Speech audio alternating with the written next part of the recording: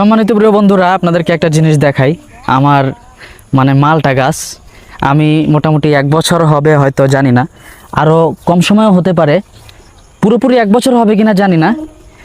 এই মালটা গাছটা আমি লাগিয়েছিলাম, তখন ছিল এই যে এতটুকু গাছটা, কিন্তু আজকে অনেক বেশি বড় হয় নাই, কিন্তু মালটা অনেকগুলো ধরছে।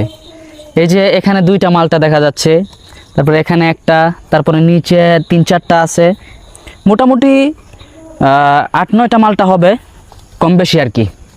তবে এই গাছটা যখন এতটুকু ছিল তখন আমি লাগাইছিলাম। আমি মোটামুটি ছোটোকালে অনেক গাছই লাগিয়েছি, এই বছরও কিছু গাছ লাগাইছি, কিন্তু মালটা গাছ লাগানোর পরে যে মালটাগুলো এত বড় বড় হবে বা গাছটাও খুব সুন্দরভাবে কিন্তু ছড়িয়ে গেছে, এরকম গাছটা এত সুন্দর করে মালটা দিবে এটা আমি ভাবিনি। হয়তো আল্লাহর রহমত আছে।